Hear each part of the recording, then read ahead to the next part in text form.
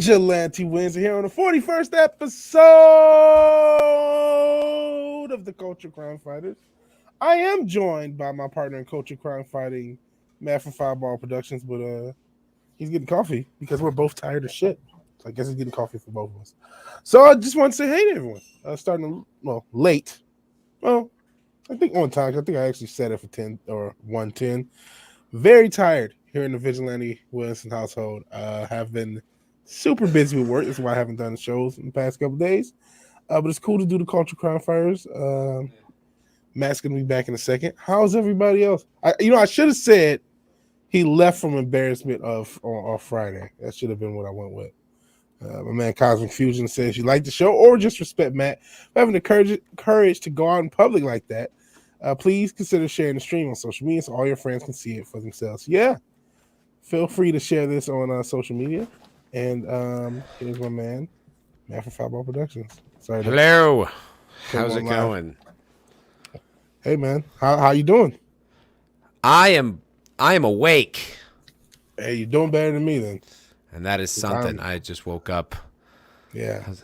And this is the Culture Crime Fighters. We're here to fight some culture crime. Yeah. Yeah. Ready to do it. Yeah. Who's in the chat? Timing. That man walking for his lunch break. Hail. Perfect. Love it. Pat S plugging the Foulball Productions. Hail. Which starts earlier, by the way, now. Starts at 9. Might even start earlier at 8:30 if FNT continues to end at that time. Okay. You know? Okay. Well, because the whole point of that show was to end after Friday Night Tights. Now Friday Night Tights is like on an actual schedule. They start on time, they end on time. So it's like, well, I'm not just going to wait around for an hour and a half till it's my time. Yeah. That makes sense. That makes sense. Then I get to bed, get some actual sleep instead of being up till 4 in the morning or whatever the hell. Yeah, that's also good. Actual sleep. I wonder what that's like. I haven't had much sleep this past week. It's been really rough. Speaking of rough. What? Rough girl, right? Rough girl? Oh, is she not here? She's not. She is here. Oh, yeah, she is. Yeah. She was here before the show, at least. Mm-hmm. Says, hello, peeps. I'm glad I could catch you. Be waiting in the bleachers. So, she says, what's up? What is up? Still here. Shout out to, speaking of who else is here, we got Flipped Out, Cosmic Fusion, Keely Child. And he has some sad news if you hadn't heard. RIP to JJ, a.k.a. Sith Lord. And I forgot the number behind the name. But he's a guy in the community that recently passed, I believe, over Thanksgiving weekend. So if you know him, condolences to his family and all his friends. So did hear that, and that sucks. That sucks. Hail to him, and thank you for bringing it up, Kelly Child. He says, the apocalypse is upon us when Gary starts to stream on time. Yeah, and 3827 was, I guess, Sith Lord 3827 was the number. There was some number behind. So there you go on that. Yeah. And well, how you been, Vig? How's your week? Actually been kind of rough. Oh, really? Rough. Yeah. Just various, just a bunch of crazy, not crazy, well, a bunch of shitty stuff happened.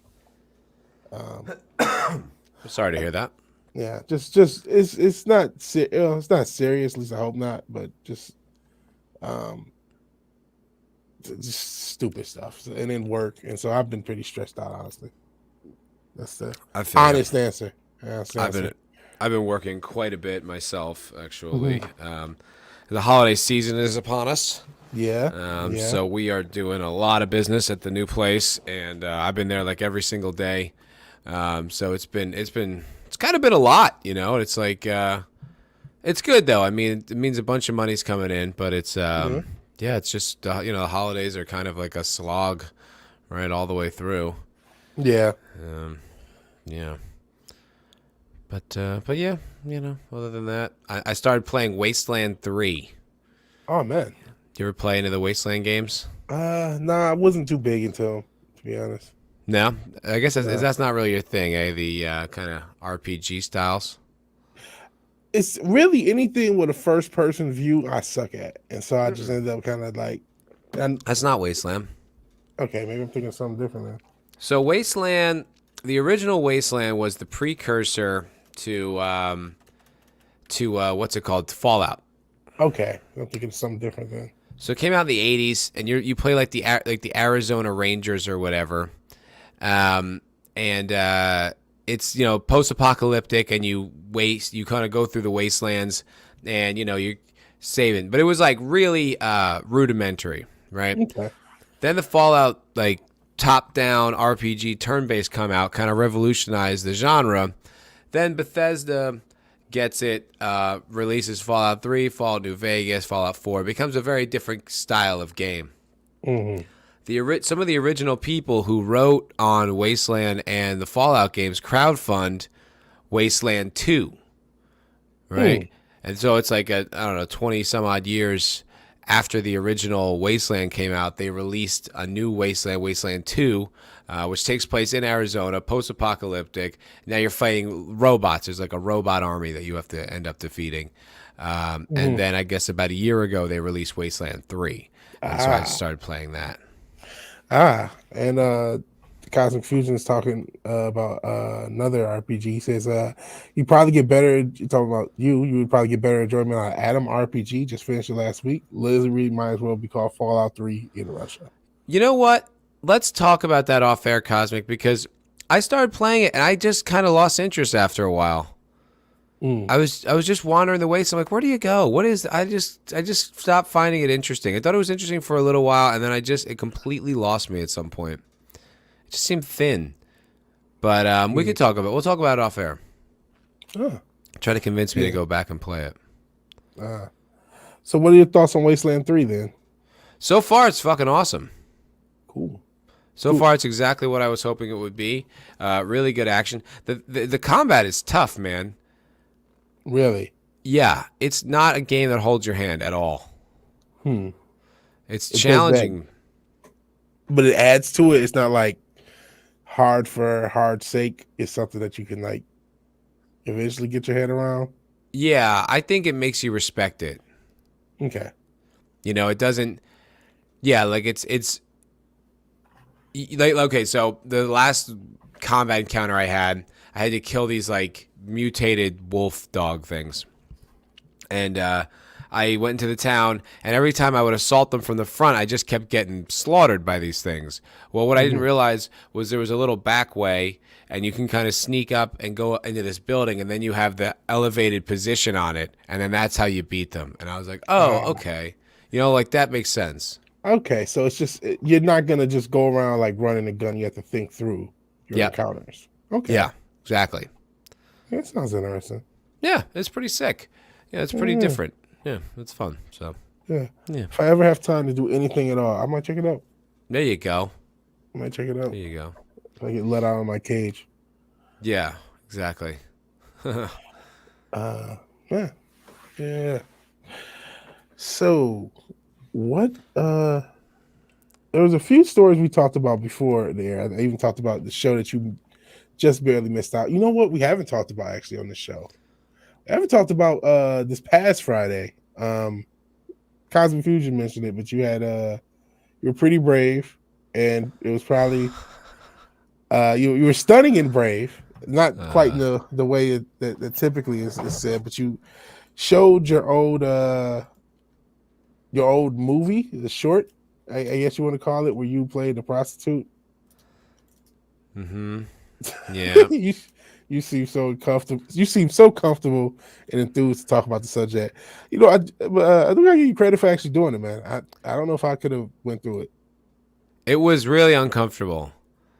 Like it was funny, you know what I mean? But it was really uncomfortable and the thing with this one that was different than the others is like the one where it's on the table, like it's meant to be funny, like.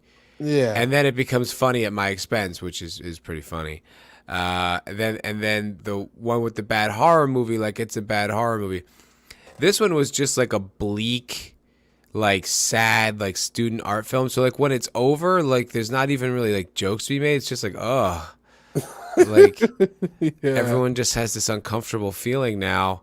So I mean. I'm certainly not rushing at the opportunity to do it again. Yeah. And the people want to see, did you wear a thong? So you got to go to Foulball's channel and check it out to see. Maybe there's a thong, maybe there's not. You We're don't know. teasing the fact that I might have a thong. If that's a draw, I guess but so. no, he did not, because I would not have watched the video if he did. No. Or if he did, I don't know. We didn't see his ass. No, It wasn't that type of acting job. Unfortunately, he did not go to Romania, which is a show meme. If you don't watch, if you're not watching the MF for Cocktail Lounge on Fridays, I don't know what you're doing with your life. Please watch that show. It's a great show on Matt's channel every Friday. Like as he just said, well, we're actually trying to be a little earlier. So yeah, which I think will probably increase viewership. Hopefully, I mean, because it's all of us, most of us watch Friday Night Tights, at least to some degree, and even if we don't watch it, we respect it and its time slot, and that a lot of people are there. But afterwards, I mean, there's nothing really else. I mean, I guess you go over the Doomcocks karaoke stream or whatever, but that's not that's not really a show necessarily. So we started doing the MFR Cocktail Lounge to follow up FNT, and we do it every week. So it's a fun time. It's wild. It's really, you never know what to expect. You never know where the show's gonna go. Well, I'm usually drunk. Not every show, but most of them. I get pretty lit. Yeah, I usually have a pretty healthy buzz. I try not to get too drunk because I don't want to lose control of my facilities, which did happen one show. Yeah, this happened to me a couple times. It's a miracle I haven't passed out on stream or anything. Well, there was a show where I was blackout drunk, so yeah, that was rough. Went to the Chrissy Mayer show here in Austin, Texas, and kind of had more to drink than I expected, and then just kept drinking on the stream, and it just got a little toasty. Toasty. Yeah. So this is another reason you should be checking out Friday's show.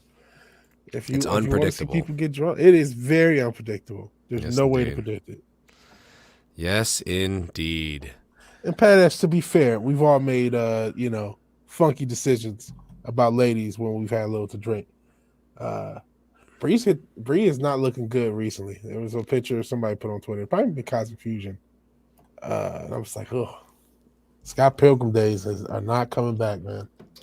No, I chose not to say anything on that stream, but on that thread. But there really wasn't anything I couldn't even sarcastically defend. I was like, oof, yeah, she just looks so unhealthy. Yeah, that's not good. That doesn't make you look more attractive. It makes you look less. Just eat. Embrace that you're in your 30s. Stop trying to be young. You're in your mid-30s now. It's okay. It's okay. How old is she? I thought she was my age. Maybe she's a little younger. I assume she was maybe 32, 32. 32. Yeah. Okay. I mean, that's still, you could definitely still be sexy at 32. Yeah. But she's got but there's definitely a dressing as if you look just the same way you do as 22. It's you're not 22 anymore. Yeah, I will say she isn't aging great. No. Not that she looks old, she just looks she's starting to look momish. Yeah. It's Sherry, she's a bit too skinny. Hail Sherry, by the way. Yeah. Eat a burger, please. And Pat S, she's 32. And I'm don't want to judge anyone's looks. I'm not winning any male modeling competitions myself. Get her a cheeseburger. Get her a therapist. She looks like she has emotional issues. She has very sad eyes. And she does, right? Doesn't it feel like whatever's behind it is there's some sad girl something. There's some trying to outrun that sad childhood or something. Yeah. There's something dark there. There's something really dark, and I can't put my finger on it. And Sherry says she's older than her. Just saying. Well, I mean, not if that avatar is you, you look much better at your age than Brie does at her age. But you haven't spent the past 10 years in Hollywood, and that ages you. Tremendously. That's a lot of stress. Yeah, and it's not even her physical appearance. If she was cool, her physical appearance, it would make her look better. It's the fact that there's, not The even the energy social almost. lecture stuff, because she has really dropped off on that. She doesn't really do that anymore. But it's there's just like a desperation or something behind it. Like she just feels like she's, I don't know, like she doesn't know how to maintain her status. Oh, Yeah. There's something weird going on there. I couldn't put my finger on it. You know what I mean? And I remember, like, I could have swore at some point this year she had just released like these photos that you could tell were like professionally shot, but she was releasing them as if they weren't. And you just could just feel like this fake. Even when we made fun of her when her channel started, everyone made fun of her. Yeah. Even that just felt like please like me. Yes. Please, like genuinely, please like me. Yeah, and it was so phony from the jump. Everything about it was and it was manufactured awkwardness, which was made it even sadder, where you're just like, oh God, like you don't even know who you are, do you? Yeah, and Cosmic Fusion. This is probably a normal Vigilante Williamson show. Beta minor pronoun. We're not gonna get into that. We're not gonna get into that. Who knows? But I mean that's a theory out there. You want to? I used to say Exozone, but that's not even a show anymore. Like anytime said something wacky or more conspiratorial. So if you want to check out that, we would say woo woo. That's like a Gary thing would say. Yes, he says woo woo. Yeah. I haven't said that in a while though, because sadly we don't have an Exozone anymore. Yeah. That falling out is a tragic one. Yeah, I probably shouldn't talk about it because it's like, someone might listen, but that still sucks. And this is another more conventional theory. You mean like someone who got casting couched into fame, roasted by her peers, and in private disliked by the public, and dropped like yesterday's news? That kind of does feel like what happened. Does she have any projects coming up? I don't know. It seems like they pushed her for that Captain Marvel thing. And that was funnily enough, it almost felt like the end of her career when you think about it. So she's in the Marvels, which doesn't come out till 2023. Good Lord. Yeah, everything got pushed back. She was in Shang-Chi. Did she have a cameo in Shang-Chi? She did have a cameo at the very end. Just a cameo. Okay. But she's really has not been in much. She's got there's a TV series called Lessons in Chemistry coming out. That's just announced. It's not even in production. So that might not even happen. A movie called Just Mercy in 2019. I do remember that. That was that was a Michael B. Jordan movie. Michael B. Jordan, yeah. I do remember that. Yeah. I have no idea what the story with that is. It just looks very socially relevant. Yeah, I didn't want to see that. I got out of seeing those movies like even before wokeness. It's like I don't want to see. I don't care. I've seen. I get that. I get it. I know. I understand. I get it. Black people are struggling in America. Is that what? Okay, we got it. You know what I mean? White people racist. I get it. Got it. I get it. I don't crystal need to see fucking clear. I don't need to see this again. I don't want to see. I've never seen The Color Purple, and I never will. I don't want to see. It's not good. I tried to watch it in college, and even when I was like a woke, like annoying high school college kid, I still was just like, I can't do this. I don't want to see this shit anymore. I don't want to see. I don't. Like Oprah. I don't want to see Oprah.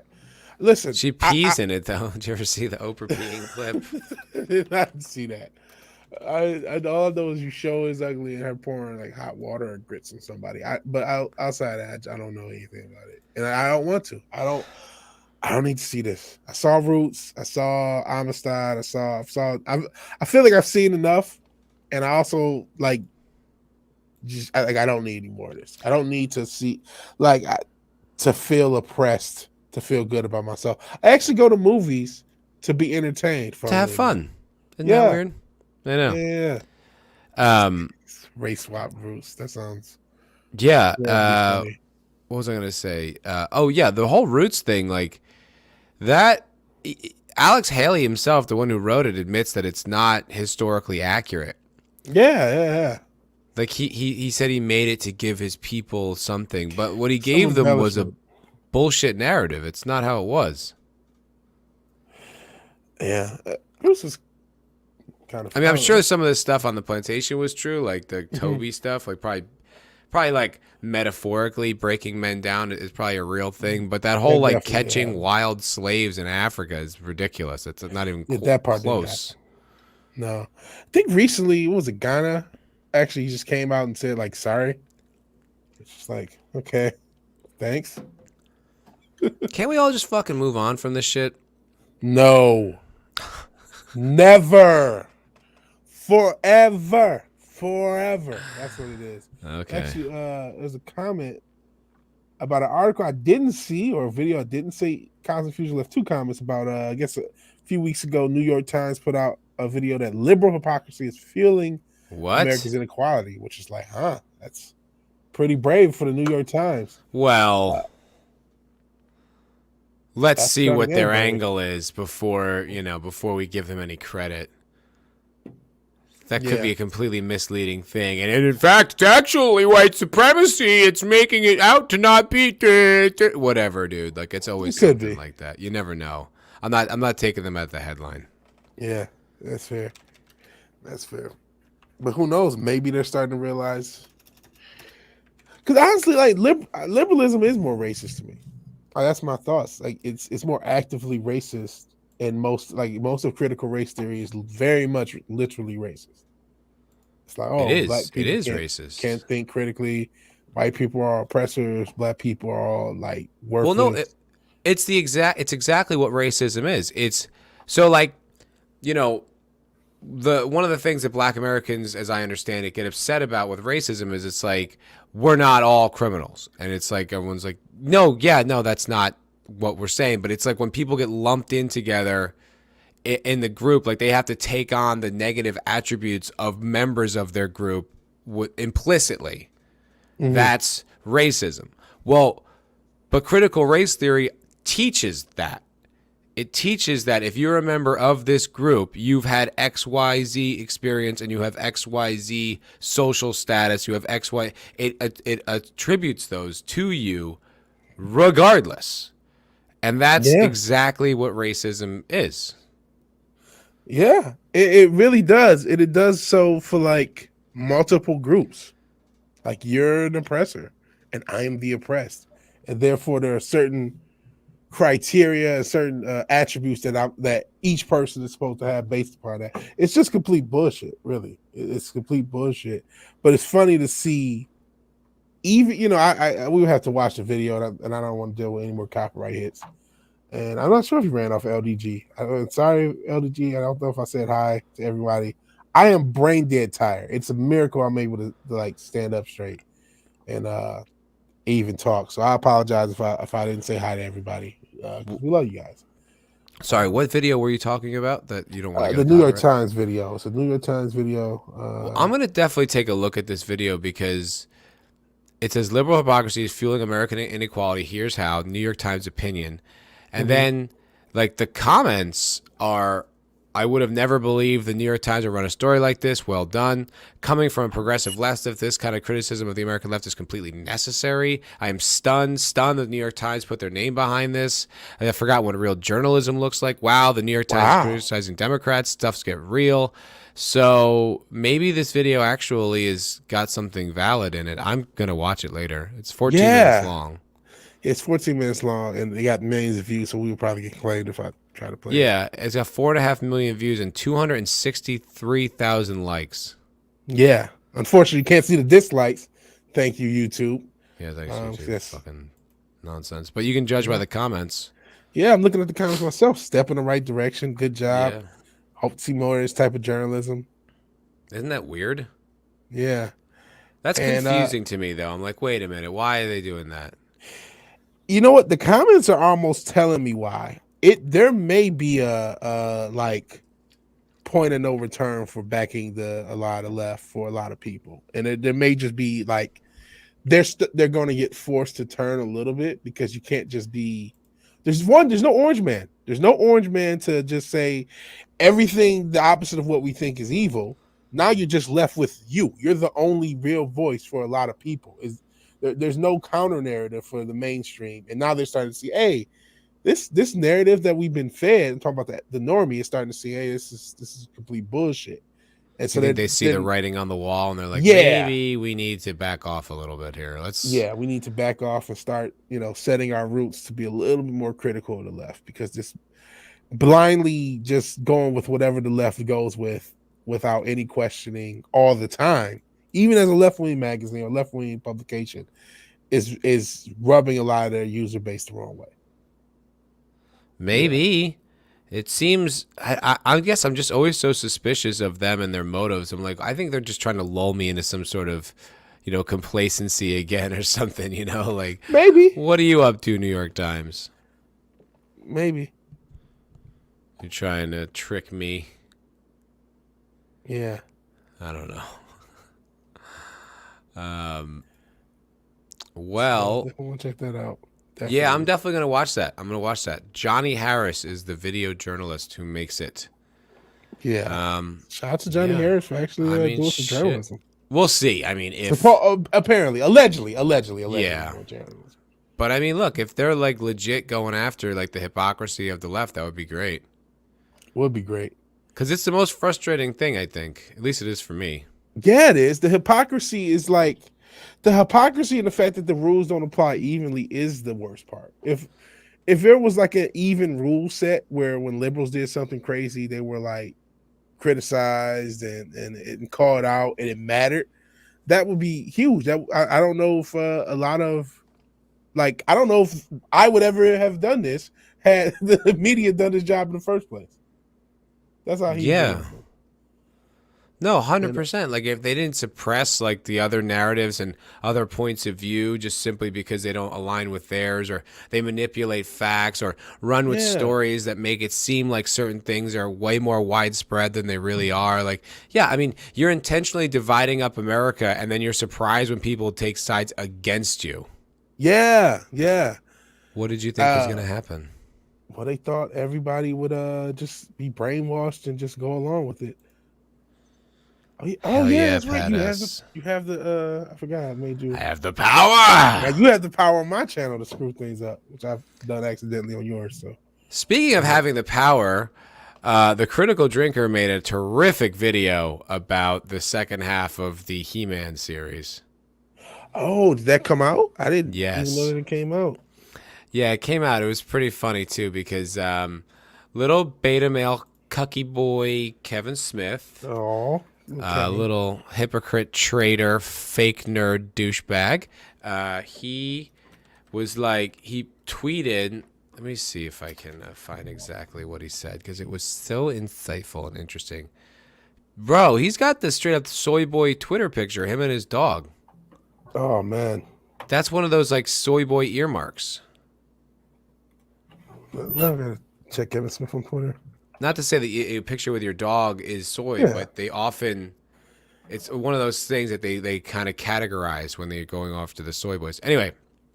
Yeah, because he's hugging his dog like, yeah, I get what you're saying. You know what I'm saying? Where he tweeted it out, and Tom from Midnight's Edge, there we go. Okay.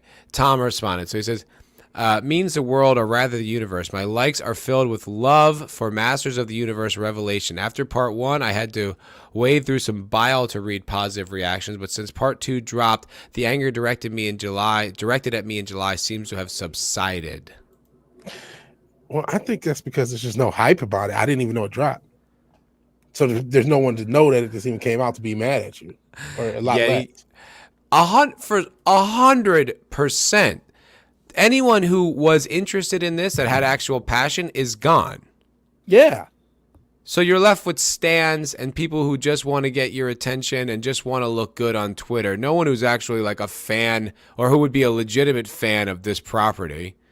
So you're confusing apathy and lack of interest for praise. Yeah, there was a lot less vitriol for the Fall of Skywalker or the Rise of Skywalker than it was The Last Jedi, because everybody had left by then. Literally half the fucking fan base of people who bought tickets didn't show up for the fucking Rise of Skywalker. So that's why there was less vitriol and less videos and less everything about it, because people just cared less. You had already ran off so many people. By the time this came up, I was like, I didn't even know this was happening. Yeah, I mean, Love this that. tweet only has 156 retweets and 2,661 likes, which is a lot, or it would be a lot, except for the fact that Kevin Smith has 3 million followers. Oh wow. So Yeah. there's no interest, dude. There's no buzz. No one gives a shit. Yeah. Funny enough, though, in the replies, YetiCast's reply, Hell yeah, the cast.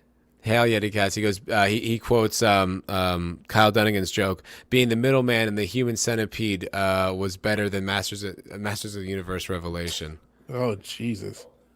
Yeah. And Kyle Dunnigan's joke was that Kevin Smith was the middleman in the human Oh, centipede. hold on a second. I gotta go real quick. I'll be right back. All good. All good. But yes, Kyle Dunnigan's great joke about Kevin Smith being the middleman in the let me actually, you know what? While we're losing the great Vigilante Williamson, I want to pull up that Kevin Smith video because that is one of the funniest guys.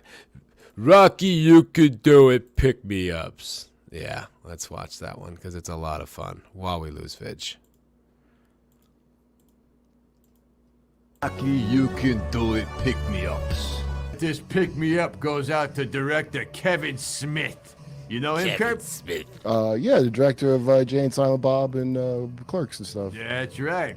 He just points the camera at people talking, and it's always magic. Well, recently, Kevin has been suffering from a terrible backlash after releasing his new series, He-Man Revelations, on Netflix. Okay. Here's a picture of him crying. He's not crying because of the backlash. He's crying because he's happy. Because he really enjoyed The Flash or something. Right. It's tears of love. Right. It's beautiful. Come on. But now Kevin is so sad he may never cry again. No. Yes. Kevin is baffled that fans of He-Man are so upset by his clever twist of killing off He-Man in the first episode of He-Man.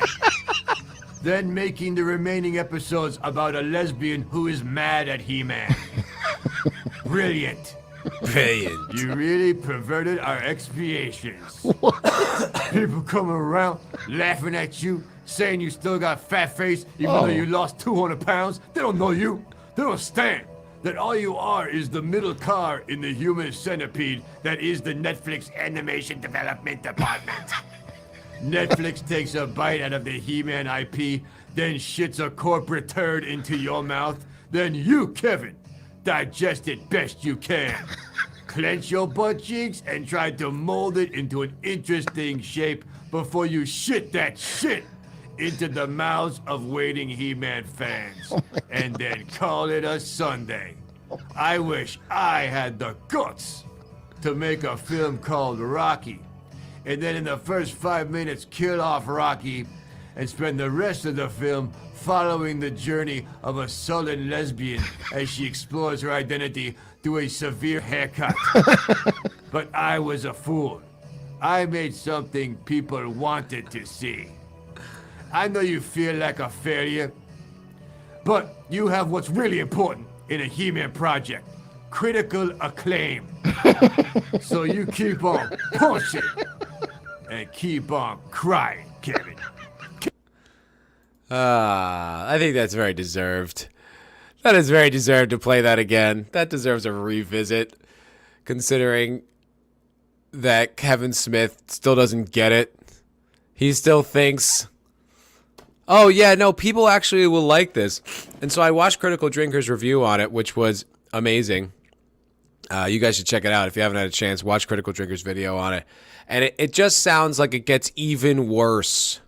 Even worse. So Teela becomes like master queen of like the universe, and like Eva Lynn like seduces Skeletor and takes his power. So then the entire fight is actually between Teela and Eva Lynn, and Teela is faced with this choice where she can take all this power and become, you know, like He-Man level and sorceress level, right? But she'll have to be confined to this prison inside of Castle Grayskull or something like that.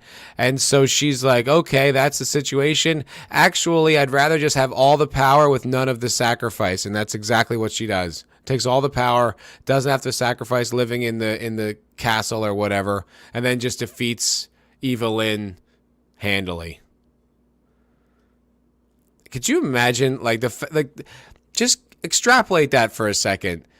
That he got, you know, tens of thousands, probably hundreds of thousands of dollars to create that.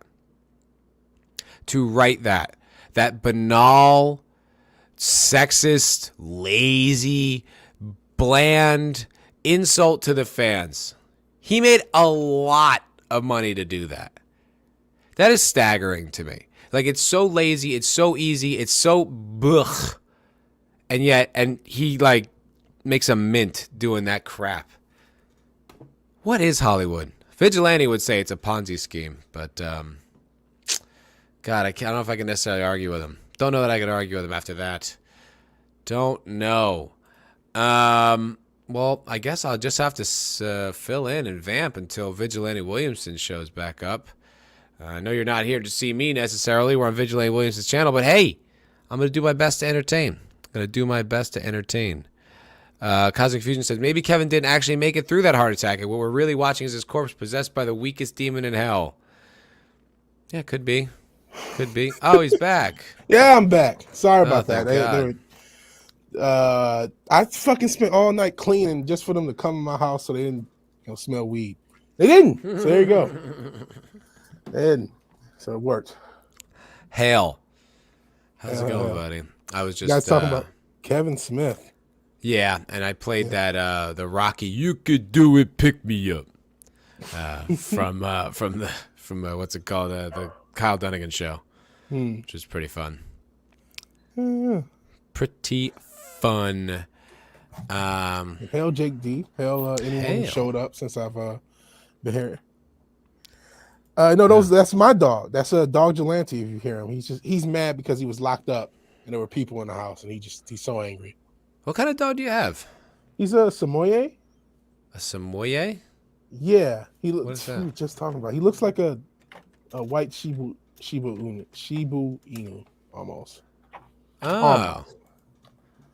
Oh, that's isn't that like a Moon? No. That looks like a meme dog though.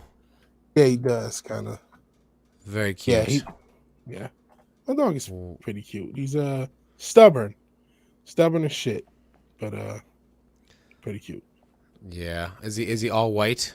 Yes, he is all white. Oh. White supremacy. Yeah. Well, he looks like the dog version of Luke. He kind of is, because Luke's white. Mm-hmm. He's a white floof. Really yes, very, very fluffy. He's not as fluffy now because he just got a haircut.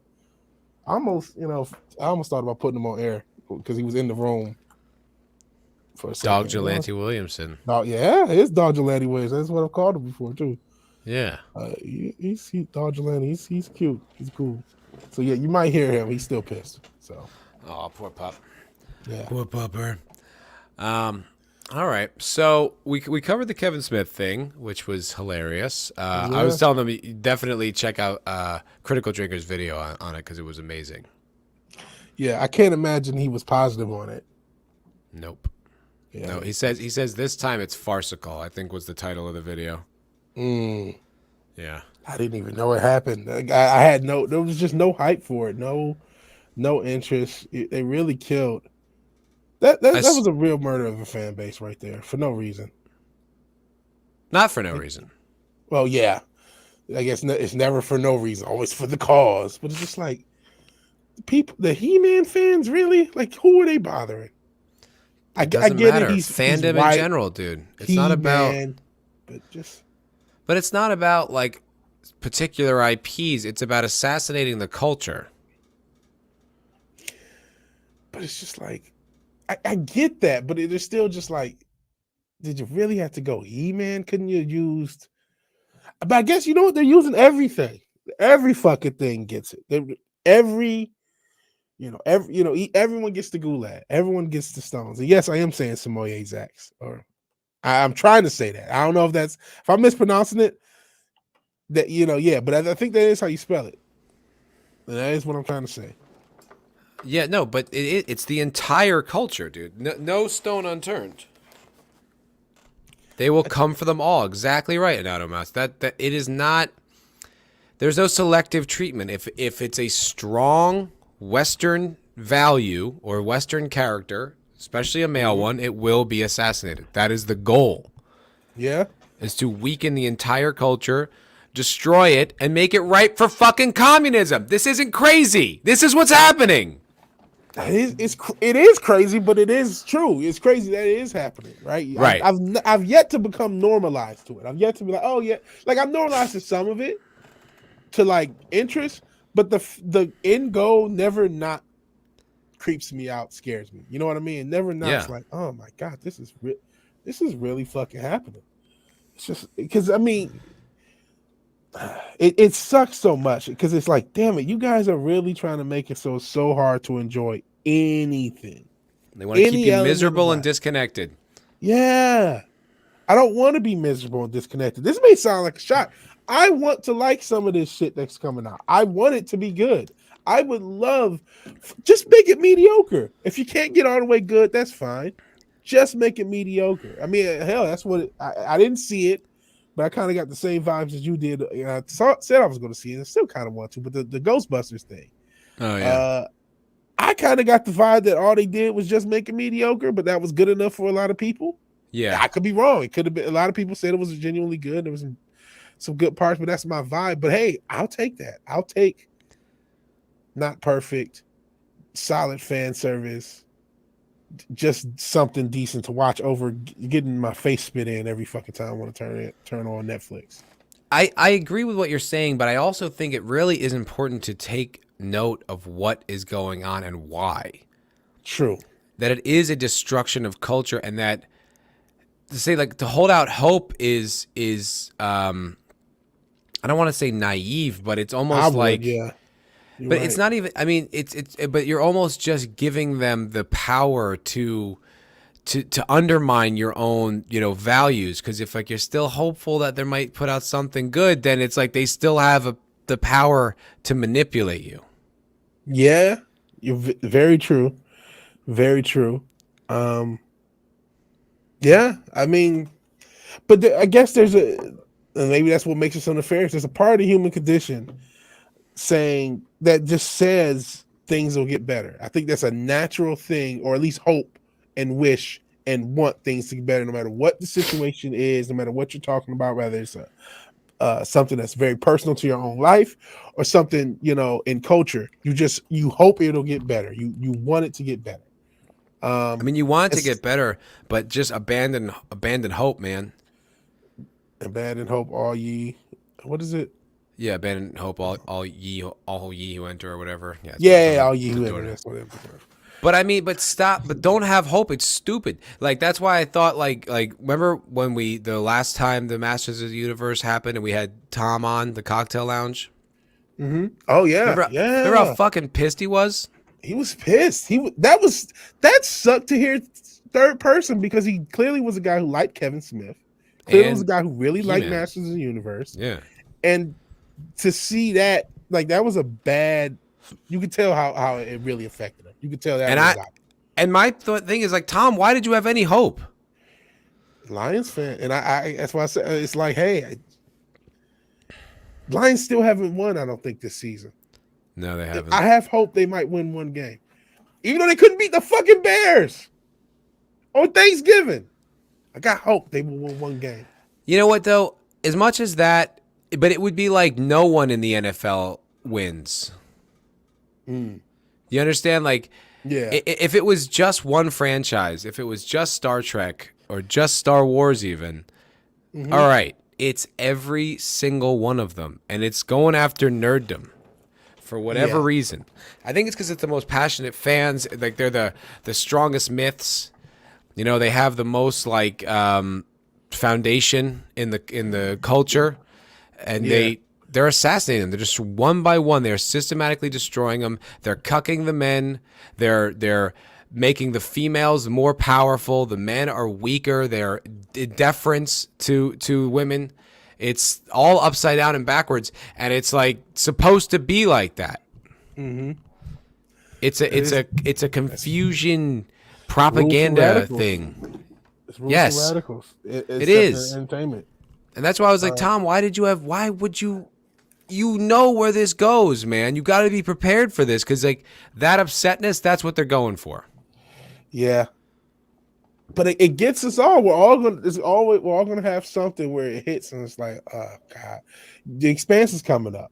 I'm sure it's gonna suck. It's gonna suck to cover it. For you, you're gonna be like, jeez. It's in 10 days. Is it 10 days? Wow. Yeah, it gets a lot of stuff is about to start up because Boba Fett is starting up. That Hawkeye has started up, and apparently no one's watching it. Good.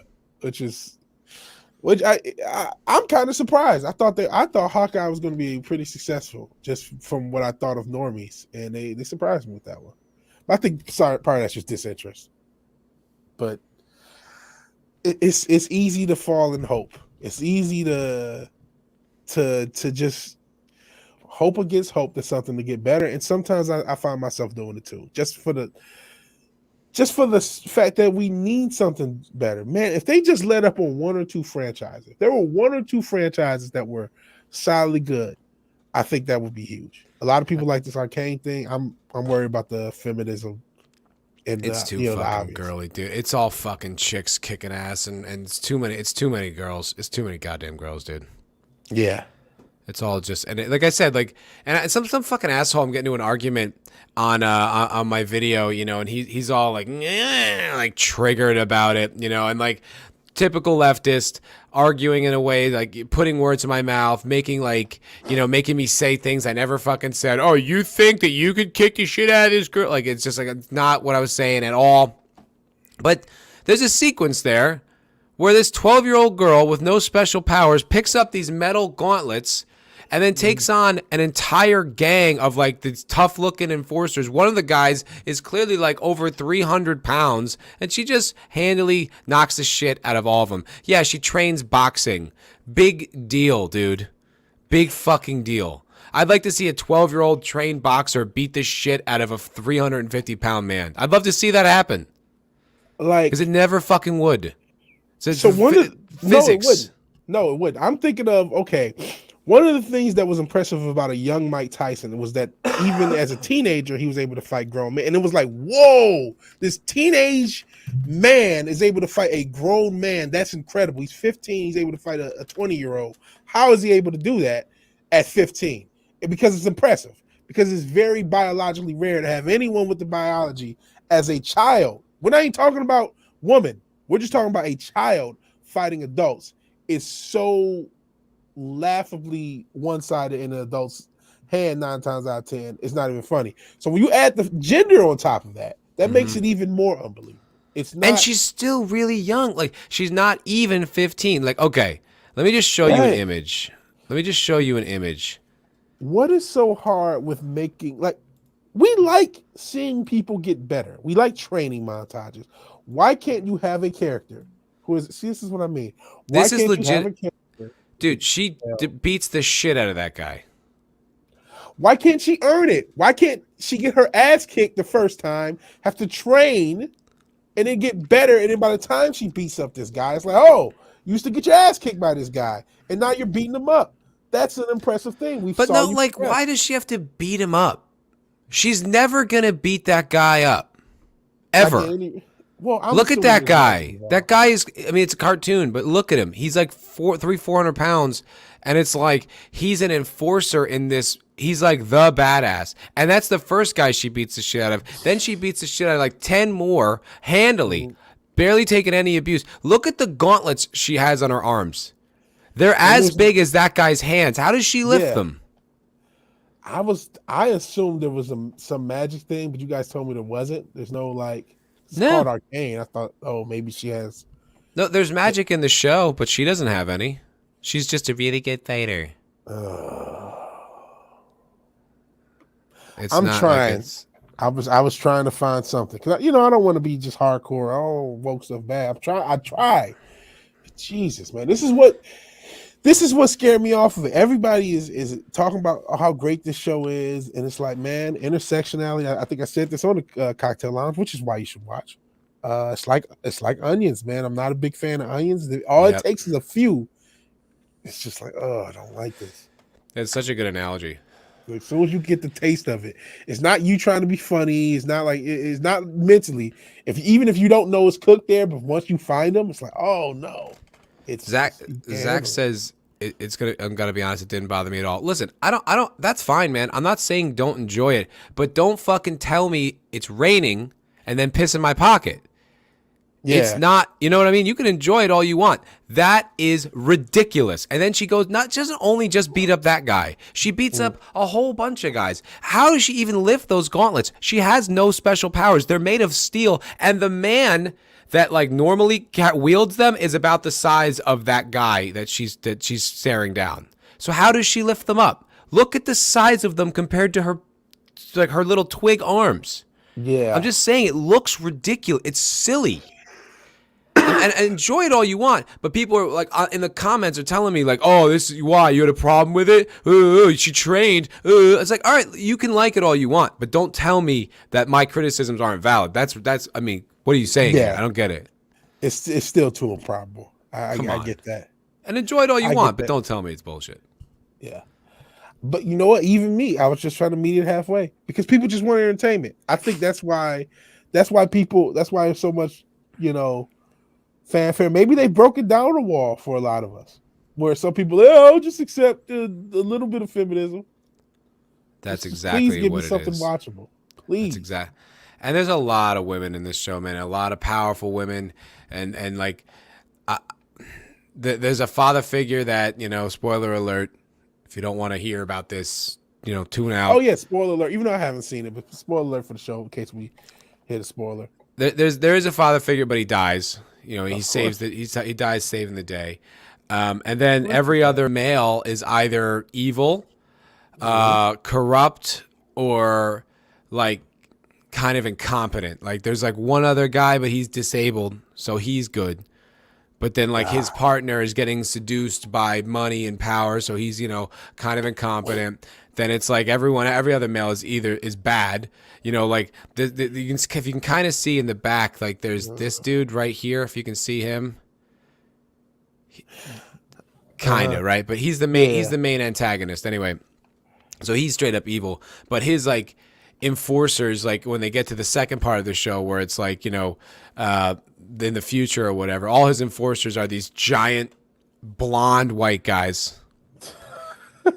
You know what I mean? No. Almost all the cops are white guys. There's one guy who's like Asian and one woman who's like Iranian or whatever, but that's it. It's like, don't tell me this isn't intersectional, guys. Like, enjoy it. It's fine. But, Zax makes a good point. He says it's ridiculous, granted, but it's a newly established world universe. I get more annoyed when the rules have been established and they change them. Yeah, I think that does get more thing. Because, there's so much hype about this. A lot of people are just like, just blindly going with the hype. And I'm not saying it still might be good, but it's, you point out the intersectionality. I think it's still good to point it out. Yeah, and it is intersectional. I mean, it is like laughable. Like, so are there any like women that are bad, or do all the women happen to be good guys? Well, okay, so the story is, and it's kind of interesting, but correct me if I'm wrong, Zach. I'm pretty sure I know where this is going.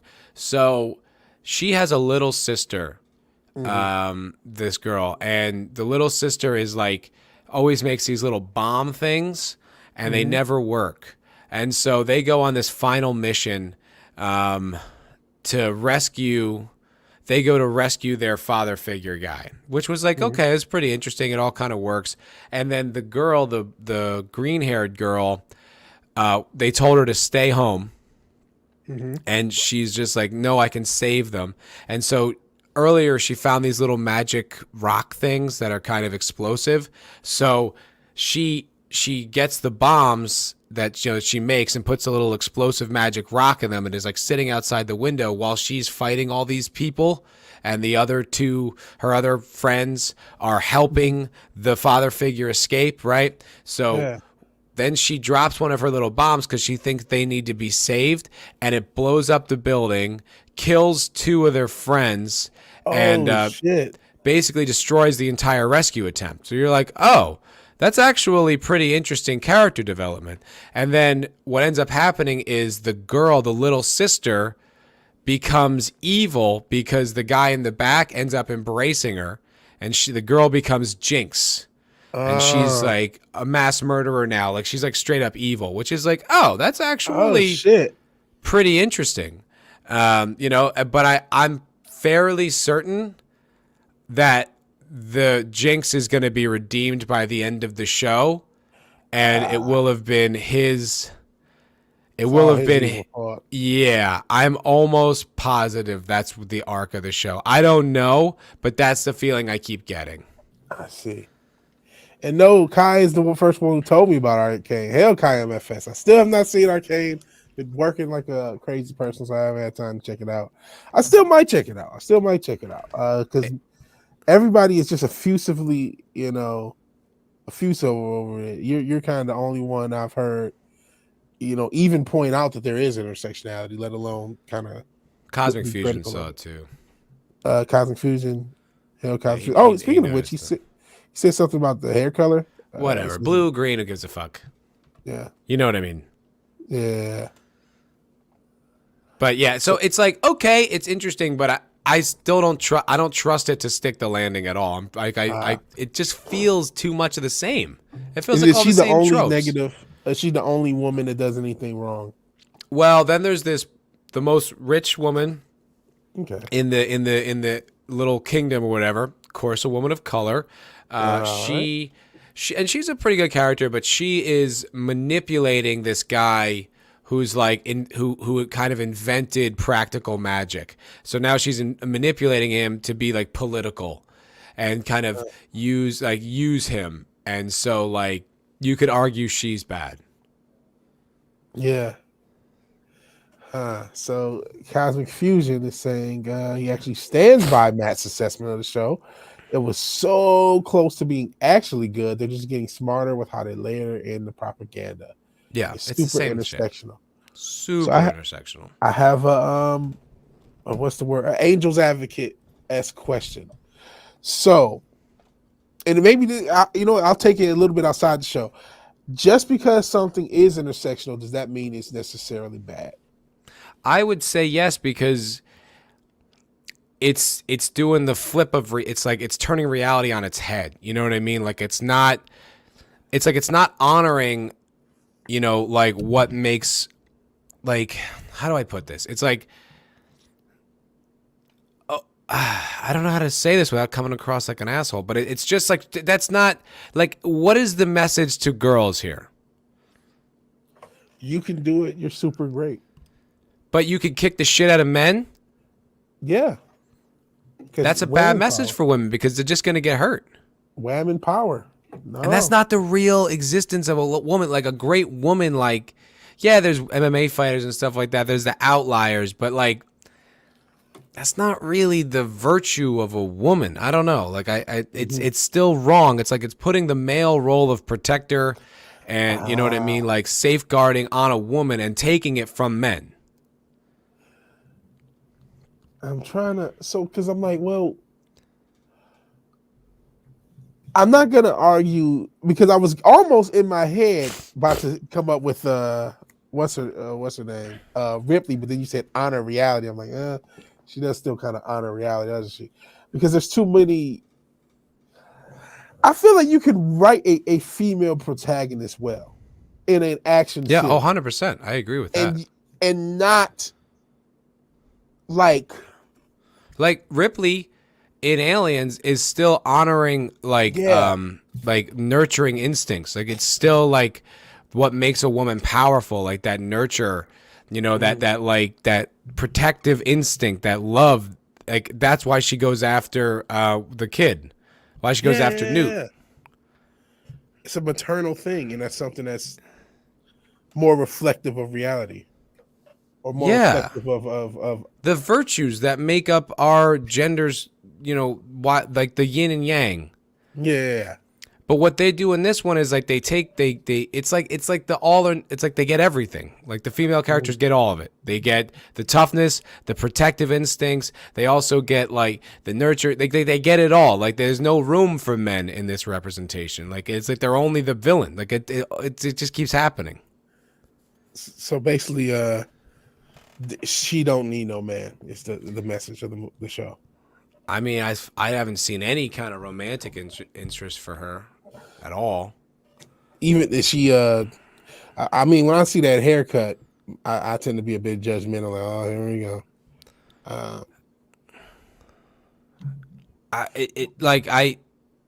Like there's no.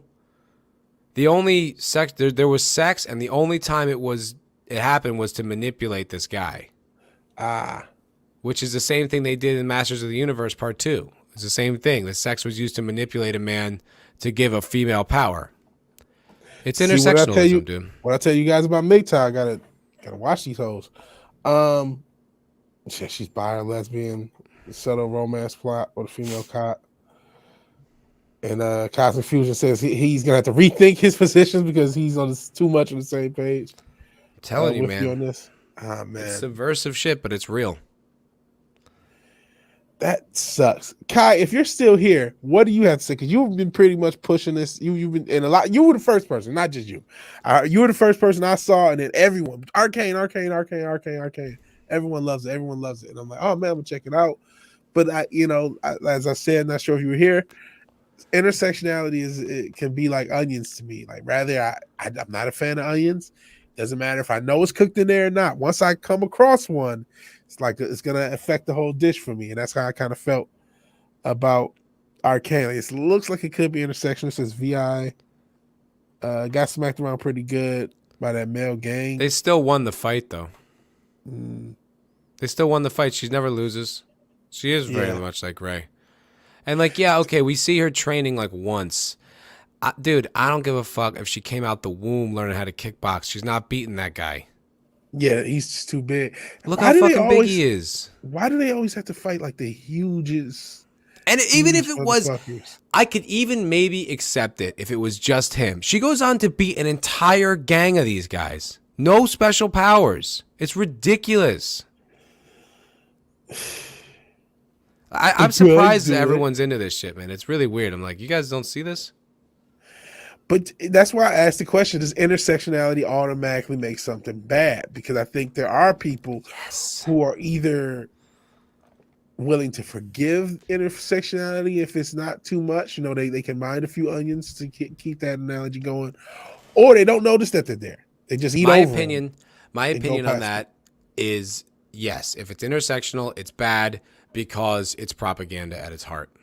It's not a story. That's fair. Well, because I'm trying to be fair to the creative process, and obviously, I'm not. Hollywood has no. This is not necessarily about Hollywood per se. Hollywood has no benefit of the doubt. I pretty much always assume negative, but I'm thinking that okay, we have a generation of kids who are growing up with this shit. And some of them are going to make media on their own and take this shit as golden. And in the same way we took all the material we took when we were younger, they're going to take it. And so when they create things, and they create things that happen to have intersectionality, it's not necessarily going to come from the it hasn't happened yet. This is actually 5-10 years off, right? But it's not going to come from the same heart of propaganda. So what I'm trying to at least consider, as somebody who's creative and knows how hard it is to come up with something, is it possible that something can be come up with that does have these tropes, it does have some of the stuff, but it's still coming from a process of, I'm trying to make something that's entertaining, I have a story to tell, and I'm using all these things. All right, I'm not necessarily saying that's the case, but I'm trying to see, can someone at least have good intentions when making something that ends up intersectional? I believe most of it is good intentions. And you know what, let me even clarify that. When I say good intention, I mean the intention of making something good, not just, I want, to change the world with my wokeness. It's like, no, I do want to do that, but this story, I feel something about this story, and I want this story to be told. That's what I mean. Well, by good. look what Morgan Holloway says. I think it's because I'm so weak, but I've always loved making excessively strong and or tough female original characters. So, I mean, there's something there, I suppose. I mean, obviously, there's an audience member right here in this chat. Says, always love excessively strong. So maybe that's another thing. There are other audience members outside of us. And yes, since your dildo Buzz, I saw you walk in. And we are bitching about strong women again. But I'm trying to take a slightly different approach. I'm trying to figure out, like, like I said earlier, I don't want to bitch about this stuff. I do want to just turn on Arcane, turn my head off and just say, yeah, that was good, and go about my life and just feel entertained. And so what I'm trying to do is kind of like, we're having a conversation. I'm trying to figure out, okay, is all that or instead all the glitters gold, is all this, is all this shit. Is everything that has a strong woman isn't necessarily bad because of that. I will say this. I did just go to Wikipedia and just quickly scan the plot synopsis. I'm not going to spoil it, but I will say the final episode, I'm actually surprised at the angle they took. It's not where I thought they were going to go with it. Well, that's positive. There could be more to it than it's just purely the basic, banal, predictable, intersectional storyline. So, maybe I could be a little cagey, could be a little, there's girls in it, it must suck, Yeah. I found it very implausible because it's like David and Goliath, right? Like if David didn't beat Goliath by punching him, right? He got clever. Yeah. He used the slingshot to take out the eye of the Cyclops. Like that is not what this show emulates. Like you just look, that's David and Goliath, right? So she shouldn't be able to just take him, but she does. So basically David and Goliath, and David just tries harder and punches out Goliath. You're like, all right, well, there's nothing to gain from that story. You can't learn, there's no virtue in that. Like, and it's even worse because it's like, I don't know, like the virtue is almost like, yeah, girl, if you're like getting attacked by a guy, just punch him and you'll win. It's like, that's ridiculous. Like you have to, if she was more clever or, you know what I mean? Like utilize his weakness or, maybe like tricked him by like luring him into a fight and then broke the bridge that they were standing on, something like that, it would be, but she just straight up just goes in fisticuffs and then wins and then beats everyone in this whole gang with no resistance. And it's like, well, all right, I guess there's no journey for this character to go on because she's as powerful as she can be. Fun. I'm still going to check it out just because I'm interested to see what I think of it. Because I haven't even saw the thing. Even though I was sort of defending it, I was just trying to not necessarily defend it, but just because I don't want to hate everything, and I don't want to. I know, Lord knows, I'm probably the most conspiratorial guy out the whole fucking fandom menace. It's not me. It's like Wes.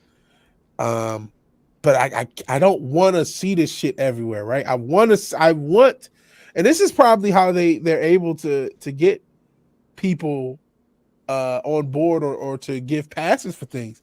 I genuinely want to like not necessarily this sort of stuff, but I genuinely want something to like. I genuinely just want something to entertain me, and that's why I think some people are forgiving. They're just like, I'll deal with the onions because it's better than nothing. I think you're right. Yeah, I think you're 100% right. And and Tree Rock Creations is he had a few good comments. He says, at me, strong woman. What is a strong woman? A woman that acts tough and beats up a man is not strong to me. She's more experienced and lucky, LOL. And then he says, woman with a gun is not strong. She's just a woman with a gun. Take that gun away from her and she is weak.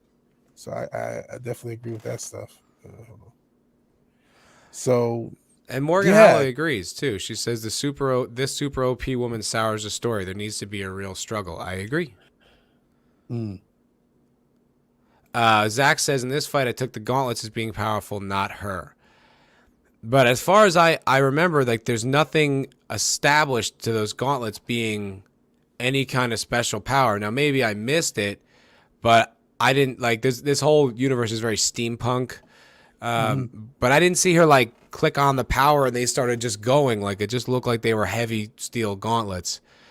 But even so, I mean, if that's the case, dude, then there's really no threat that she can't defeat. If she just needs to put these magical gauntlets on, then it's like, well, then what's the struggle of this story? I don't know. I can't shake the feeling that this is the same kind of bullshit. Yeah, maybe just slightly better head, better done. Because it's a lot of people, a lot of people in the so-called fandom are still pretty high on it, and like I said, I gotta give it, check it out. And I guess Cosmic Fusion is shown to be extra heavy, so that makes it even crazier. Because how could somebody? Because okay, I know we're putting real life physics on the anime and stuff. I know, and before those comments, this isn't real. You guys thinking too much about it. I know, but like, how could somebody, let's say 100 pounds even, lifts 2 gauntlets that each have to be 30 pounds apiece, and then throw a punch? I mean, there has to be some kind of rules to this world. Like, it can't just be, you know what I mean? It can't, like, you have to have whatever physics are established in this world, they have to be consistent. Yeah. 2 comments. Sentient Dildo, our friend, says, you must have missed it when you were rolling your eyes. Yeah. And Zax, I will say this. He says all our friends got killed. Did that happen to Ray? That can't be the standard. We're like, well, it's not as intersectional as Ray Skywalker. Therefore, it's like, well, there's levels to this shit and there's spectrum to this shit. So they can still add elements of the hero's journey. I'm not even sure if we're saying that she's a Mary Sue. Saying it's intersectional doesn't necessarily mean she's a Mary Sue. It just means that there's an intersectional element to it. So I don't necessarily think that she has to, she's not, it doesn't look like she's struggle-less. It doesn't look like she's totally, super perfect person. There's some things that happen, but I don't think she necessarily has to be Ray for us to complain. Anything that's less intersectional than Ray, we should just be okay with. Okay, no sound because we don't want to eat Netflix. So I mean, even the video should probably just, not play it like too much. Yeah. I don't want to, but I mean, because it's not even much of a fight, as I remember. Like, like he just, bing, one shot. So she one shots the guy. I guess they do have hydraulics in them. Okay. But there's still no explanation of how she can lift them. Bro, and tell me she doesn't look like a dude there. Yeah. Well, that's another thing. They just make the women men. That's what they do. Yeah.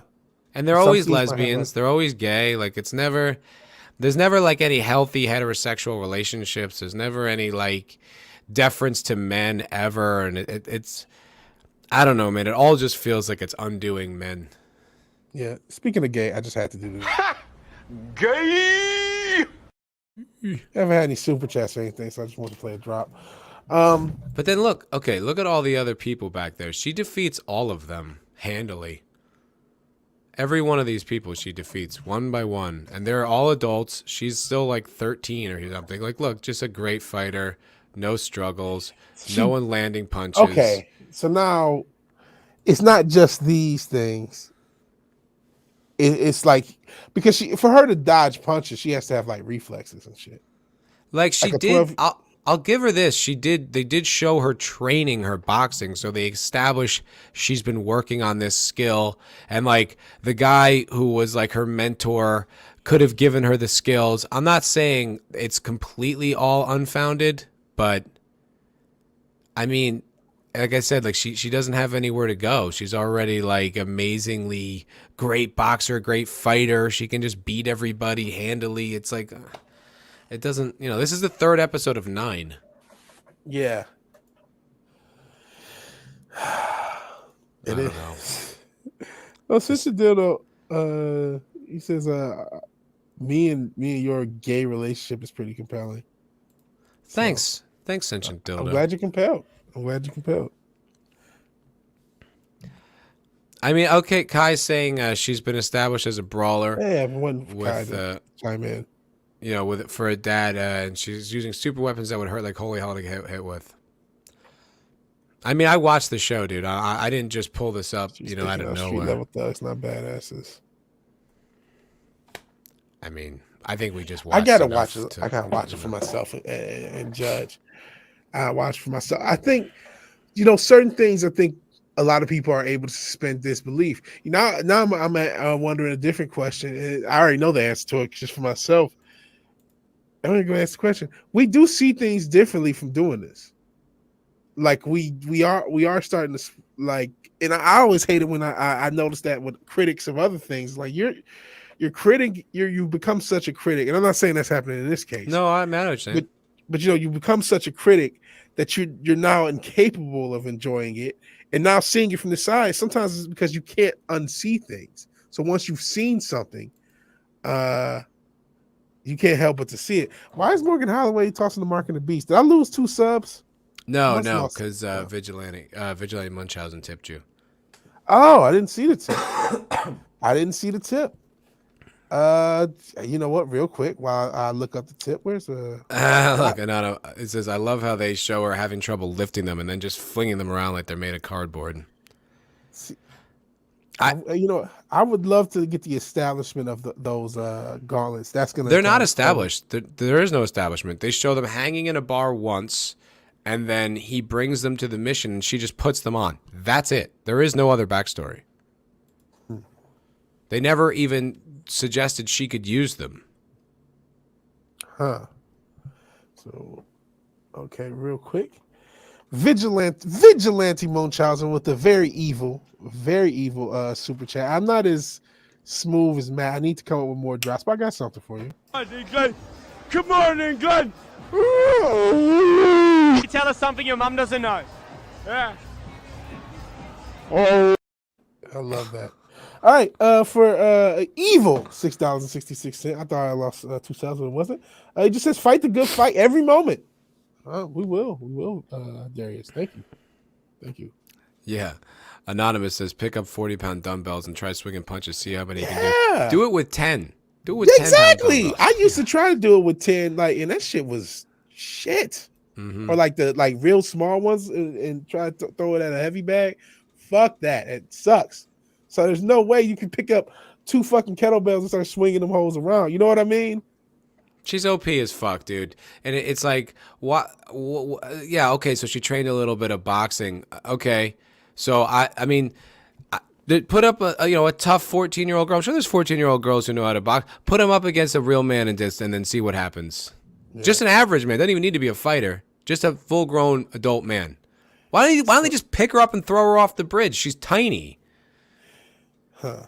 I does say that the gauntlets get elaborated. World building. Got to keep watching. There's 0 info dump. So they try to allow 3 episodes later. I need information that validates what I already watched. That's not great storytelling, Kai. I'll have to check it out. Kai, that would be you wrote a book. That'd be like you releasing a short addendum after your book came out explaining technology that happened in chapter 8. Why? Yeah. That means you made a mistake. Okay. Says honestly at this point, say watch it in the software. So, yeah, I'm gonna check it out myself. I still want to check it out. 9:40. Zach. Okay, let me. Okay, Zach's. Let me address. Sorry, I just want to address Zach's question. Yeah. So why do you accept lightsabers? I accept magical technology. I accept that there's arcane stuff in there. But if in New Hope, Luke, if I saw him one time swinging the lightsaber around, and then he chopped his way through Vader and the Emperor and all these bad guys all at once without any resistance, I don't think I'd find it very compelling. Oh, then there'd be a big then the Rancor comes and you can't defeat that. I mean, all right. There's not really a lot of place for this character to go. Like, Luke, you know what I mean? Like, you have to struggle and lose a lot before I will accept that you can beat all these people. And especially if Luke was like a middle schooler and then was on the Death Star and then just chopped his way through like, all these badasses and you know what I mean? And like Vader watched on while he couldn't do anything. Like, it wouldn't be interesting. Like, it's not like the character needs to earn shit and develop and struggle, and then can defeat like already established bad guy. Am I really like this crazy? Does this sound this wild? See, without knowing the context of the show itself, I saw that segment. I saw that, and then Kai's bringing up this point, which I thought could have happened. He says actually he does introduce something in like chapter 8 and gives the context later. He says you don't have context with the comparison because you only watched the first 3 episodes. I watched the first 6 episodes, Kai. First 6. Mm-hmm. So it's the last third. Didn't they release them in 3s? Like 3 episode packs each week, I think, something like that. Shows Netflix is starting to learn. You can't just dump everything at once. So when did the last few episodes come out? Was it last week or the week before? I don't even know. Yeah, sure. All right. And now we got arguments from I'll say first 6 sounded like first 3. Though he was talking, we were specific to that episode because that was one of the first 3. Because and the thing is, Kai, my whole point is I'm not saying you can't enjoy it. Enjoy whatever you want. If you like it, that's great. I got into an argument with someone in the comments of one of my videos trying to explain to me how this isn't intersectional, or it wasn't even saying that, just like defeating all my arguments. And so I'm getting a little like, wait a minute, listen, enjoy it all you want. Don't tell me it's not intersectional. I'm a little frustrated with that. It's like, do you see that? Come on, man. That little girl beating the shit out of fully grown men. Fuck you. That's intersectionalism. That's little badass girls stabbing giants in the eye in Game of Thrones. It's the same shit. It's Rey Skywalker not needing to be fucking taught. It's Tila from fucking Masters of the Universe. It's all the same shit. It's all the same shit. It's females inhabiting traditional male roles and doing it better. Intersectionalism. You know, I got another question, and it is not necessarily about this. So there have been moments that, like I say, predate wokeness that would exist woke that may be intersectional. I'm trying to think. Pretty much, there was a good portion of Angelina Jolie's career, and she didn't really beat guys up, but she would be in roles that were typically like, whether it was Tomb Raider or even Wanted, where it's just like she's the super badass character, almost fictionalized. Like this could never happen in real life, and we just all accept it, but we suspend disbelief to watch the show. Oh, this is another example of the same thing. Hit girl from Kick-Ass. She's 12-year-old. She beats the shit out of a bunch of grown men and kills it's completely over the top. I accepted that though because it's such a slapstick movie. The first Kick-Ass, I didn't even see the second one. I never saw it. I like the first Kick-Ass. There's such a slapstick vibe that you just sort of just don't take it seriously. But that's a great example of something like this is completely unrealistic, completely fake. Can never happen. And it's not going to be called intersectionality. It's not necessarily being made for that purpose. It's just like somebody just decided to make that character. It's context. It's context, right? Like I'm because it's such a coordinated propaganda effort, right? If Arcane existed in a world in the 90s, I wouldn't even think about it. I might not love it, but I wouldn't be picking it apart with forceps the way I am. But it's everything else. It's Star Trek, it's Doctor Who, it's Star Wars, it's Westworld, it's The Expanse, it's every goddamn property.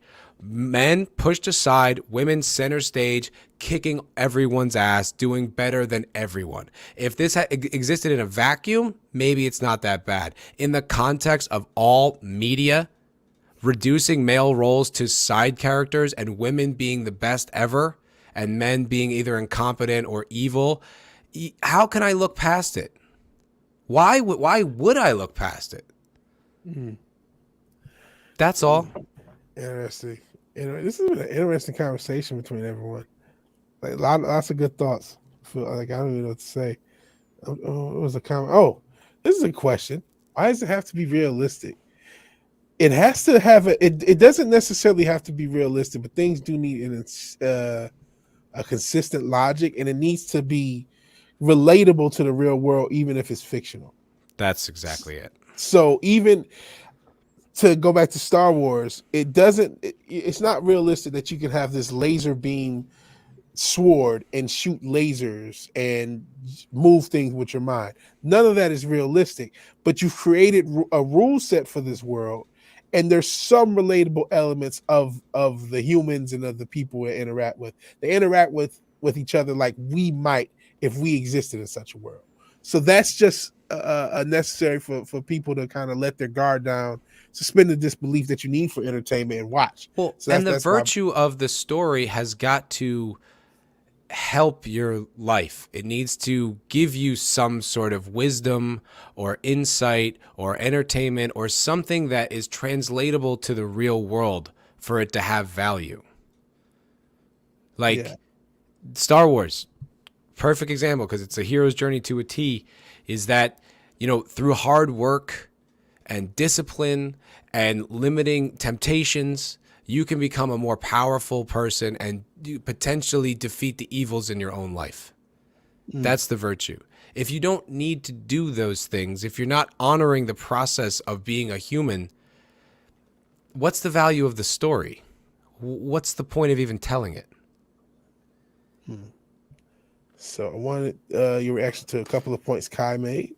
And again, I'm glad because he's the one who said go for it. Fully grown men. Nah, her dad was a fully grown man, but the guys in the warehouse were street thugs, meaning 17 to 24 or so, not much older, so they're not trained fighters. So that's his okay. argument. I still say put a 24-year-old man up against a 14-year-old trained girl. I do not see her coming out on top. And he says they're not propping up the females while putting down the males. They have positive male role models. Even the bad guys nuance and the rumors screw things up, which we talked about with Jinx, and the source of the problem. Because that's the kind of who are the positive role models besides Valen who dies? As long as the female and the male respect it, I don't think an argument can be made that it's propaganda. Well, I would even push back there. I mean, you can make subtle propaganda. You can make subtle. That's why I use the term good attention. I mean, I don't.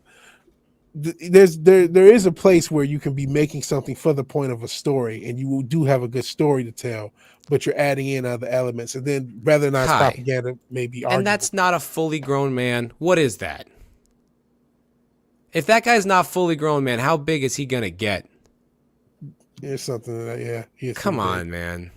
You can say you like it, but don't twist reality. Look at that. Look at that dude.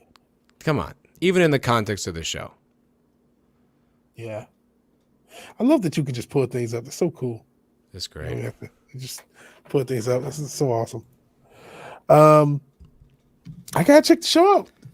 You know what? I'm a little bit more jazzed to see the show. I'm actually gonna still try not to watch it with as critical as despite this conversation. Mm-hmm. But like, man, I really want. I want to see for myself. I've even changed the title to add, "Is Arcane Woke?" because we spent so much time talking about it, and now I feel like that's the main subject of the show. I really, and it's been an interesting conversation. Unfortunately, it's been a bit depressing. The Cosmic Fusion says, bit depressing. Just convinced me we lost the culture war. Yeah, we lost the culture war before any of us joined. The culture war was lost long ago. It was lost long ago. Like the entire time the culture war was lost before they even started filming the Force Awakens, before they even started filming the Ghostbusters 2016, which apparently people in the media are trying to bring back up because of the new Ghostbusters. It was already lost before it started. It was already lost because all the media, all the powers that be were already established on one side. So there was really no chance.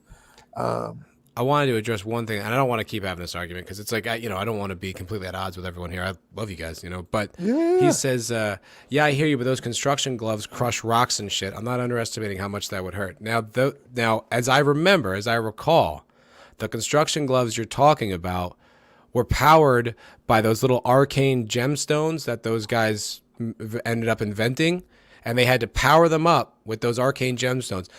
When at this point in the show, those gemstones don't even exist yet.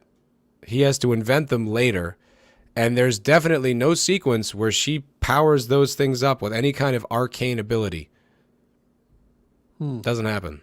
So I see what you're saying, and if that was the case, I could accept it. I still don't see the point in your story with you having your budding protagonist still already be able to kick everyone's ass this early on in the show. I think it's undermining her growth as a character, and it doesn't help the payoff when she would eventually win the fight.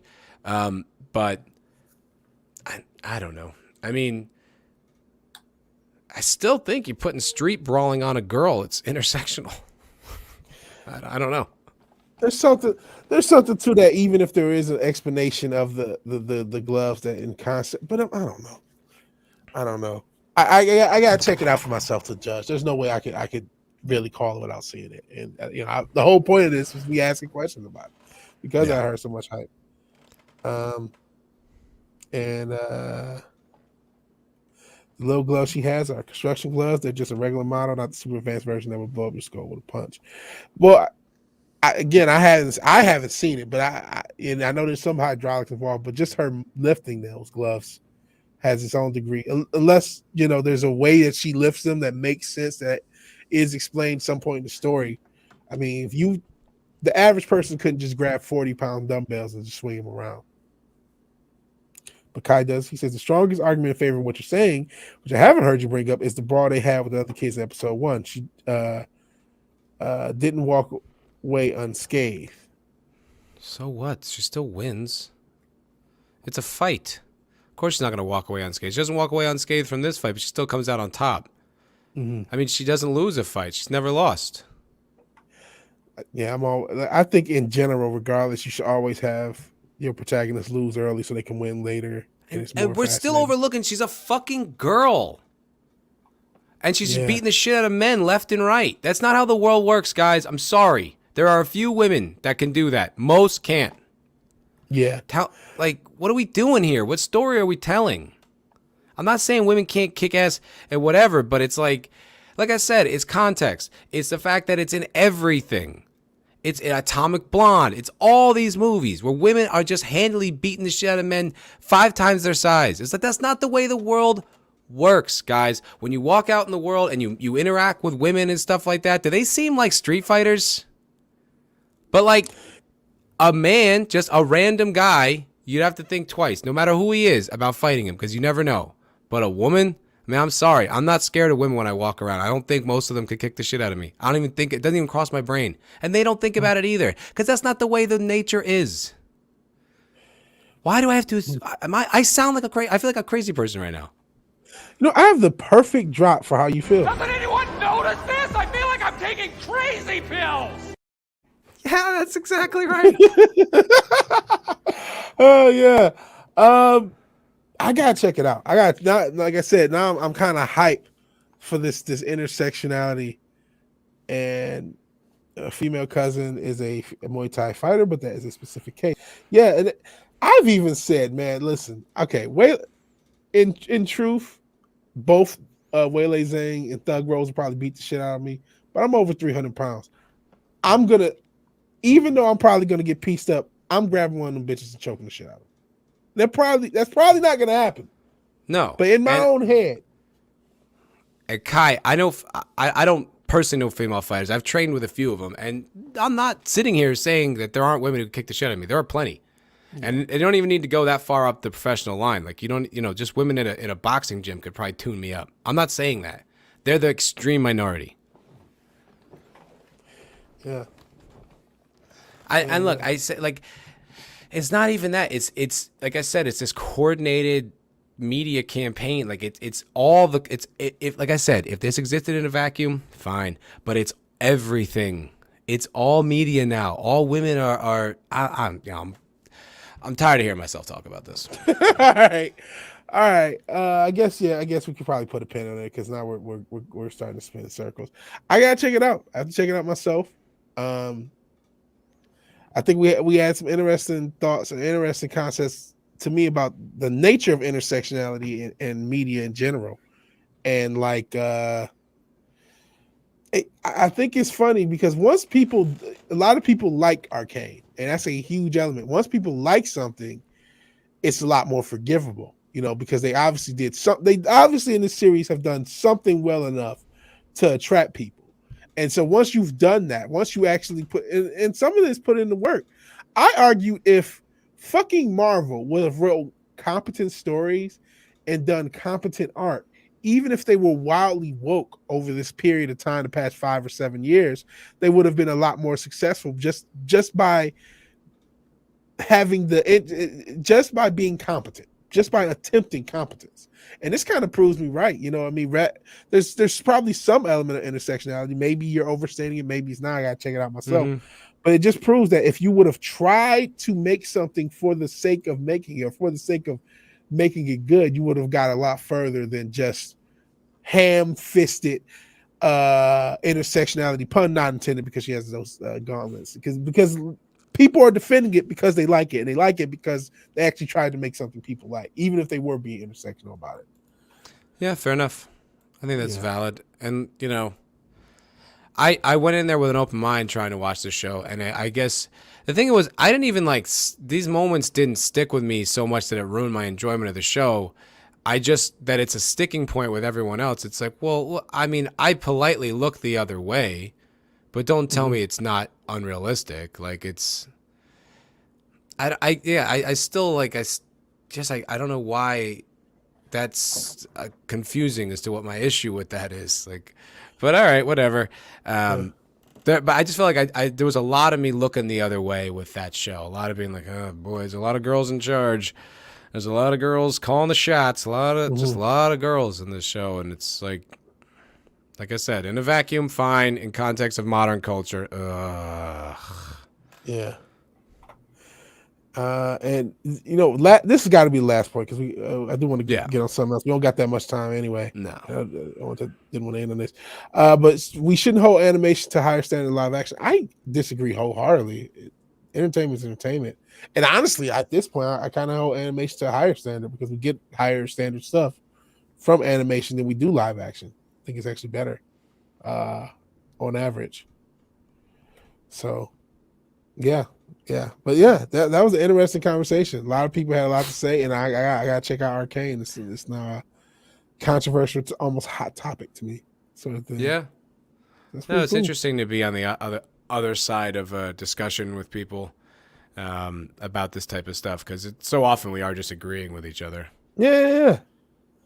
It's cool. Hey, I got to give them credit for they must have tried. They must have tried to some extent to get people to like it as much as they do. So I got to check it out. And the animation's great. It looks great. Like, it's a beautiful looking show. The world itself that they inhabit is interesting, because it's all steampunky, which is pretty fun. And then the fact that there's this magic kind of lingering in the background is pretty interesting. Yeah. Paulie, I disagree with the panel chat and anyone who watches the replay. What are we disagreeing about? Apparently, whether or not Arcane is intersectional. That's the big topic that's hot in the streets. There was something else I wanted to get into before we got out of here, though, and I can't think of it now, because we've been talking about Arcane for the last. Well, there was that poor victimized woman. Jesus, yeah, that thing. Did you have? Yeah, I guess we could go ahead and end the show on that. I wanted to know something positive. Okay, so I have a CNN article. Okay. Yeah, CNN, BBC, or The Hill. Which one do you want? The Hill will probably be the fairest of the three. Okay. So let's check them out. Oh, this woman she didn't just write a memoir. She's actually a published author. I didn't know this. Oh. All right. Here you go. Okay. Jeez, I can't see anything. I'm blind. Oh, let me zoom in for you. Yeah. Or I can just read it, whatever. Yeah. You want me The to read Lovely it? Bones. I've heard of that. Yeah, they made a movie about it. Yeah. All right, so Alice Sebold, the author of The Lovely Bones, publicly apologized to a man who was recently exonerated by a judge of raping her in 1981. In a post published Tuesday on the blogging website Medium, Siebold said that she was truly sorry to Anthony Broadwater, who served 16 years on a charge that he draped the author, then 18, in a park. Broadwater's conviction was overturned on November 25th after renewed scrutiny of the 1982 trial led a judge to conclude there were serious flaws in the evidence. Okay. So she, as a traumatized 18-year-old great victim, I chose to put my faith in the American legal system. My goal in 1982 was justice, not to perpetuate injustice. Because what this article hasn't told you is the guy, Anthony Broadwater, is a black man. Black man. And certainly not to forever irreparably and alter a young man's life by the very crime that altered mine. She's coming up with this. I will remain sorry for the rest of my life that while pursuing justice through the legal system, my own misfortune resulted in Mr. Broadwater's unfair conviction, for which he is not only he served not only 16 years behind bars, but in many ways further served to wound and stigmatize nearly a full life sentence. So, what could have happened? And I guess she wrote a memoir about it. And again, the Love Bones is kind of a famous thing. So, what happened to where? Okay, so even though she failed to pick him out of a lineup, went to trial where she identified him. So she went to trial and identified him as the guy without. Yeah, when I first read this story, what I thought happened was she flat out lied about being draped. Mm-hmm. And so I guess she's maintaining she was draped but got it wrong. Got the wrong guy. Yeah, I thought it was flat out that she just lied about being draped to begin with. Okay. This is a fucked up story all the way around. Yeah. So she's maintaining she just got it wrong, or the legal system fucked up. I don't know, man. It's hard to say because that lying about that is a contentious topic because it does happen. It does ruin lives. And then there's no accountability for false accusations for the most part. I've read a few stories where there has been, but for the most part, there's no accountability for false accusations. But then did she just get it wrong, or did she flat out lie about the whole thing? I don't know. I mean, because later on it says that Siebold, only she had to go this. Oh boy. But it says the Siebold told the police that she encountered her rapist, and the officer found him in the area. It's funny how that fucking works. Why I don't fuck with the police. But they found him in the area and determined it must have been him that she recognized. I wonder how they determined him. But she didn't pick him out of a lineup, but she did go to trial and say that it was him. So, I mean, I'll play angel's advocate. What could have happened is, let's say this incident did happen. Unfortunately, she was assaulted, raped, and had PTSD regarding that, and picked out the wrong guy in that PTSD. But there's something that just makes me like, this is such a historical trope, right? Emmett Till whistles at a white woman and he gets lynched. And there's a lot throughout history. If let's say you were in the 60s and the 70s, a time where it was uncouth to intermingle racially, and you had went behind your husband's back and intermingled a little bit, and the kid pop out a little bit darker, you could, this happened, and I was great. And that's a thing that has happened throughout history. I'm not sure that happened in this case, but there is something to be said. Okay, you didn't know that this guy, you literally weren't able to pick this guy out of a lineup, but you were just so happy just to see a black man go to jail for this. It didn't necessarily matter that it was the right one. I get this PTSD. I noticed someone in the comments, this PTSD she may not recognize. Okay. But there's something to that. And there was another story I remember of a woman who had picked the wrong, who picked the guy out of a lineup, and it wasn't him, and it took them forever before DNA evidence was able to exonerate the guy. And it's like, this shit does happen, and it's kind of bullshit. You know what I mean? Like I hate if this incident did happen. I hate that it happened, to her, but it's like you back in the 80s were just so happy to have, you were cool with it then. And then what, now that it's a thing, and that's nothing. 16 years from the 80s is in the early 2000s. Why are you just now kind of bringing this up? And why are you not? Are you it almost that's the thing. Are you apologizing now for clout? Because that's what it almost feels like. Well, her book was pulled. Like the book itself was pulled from like her memoir or whatever called Lucky.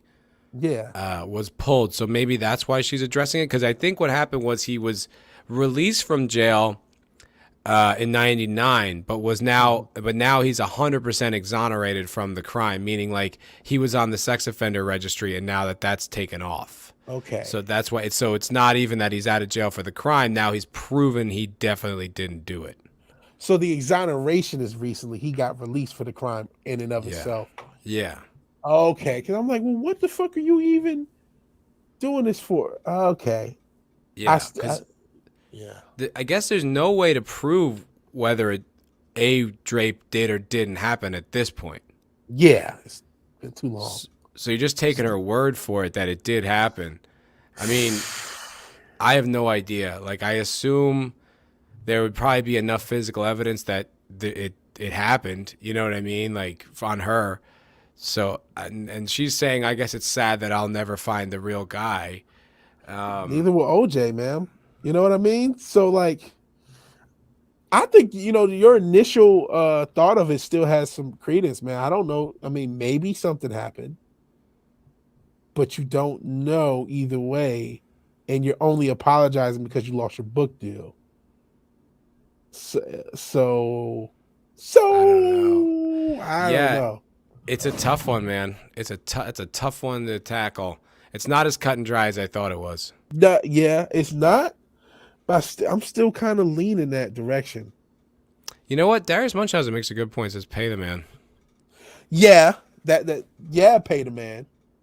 Shit, you fucked up his life. Regardless, you and if you have the money to do it, you can definitely pay the man. And it is sad. If something did happen, it's sad. If it did happen, it is sad she didn't find the real guy, and then an innocent man went to prison for 16 years. As Jake D said earlier, I was going to read his current. Yeah, this is why I oppose the death penalty as well. You never know.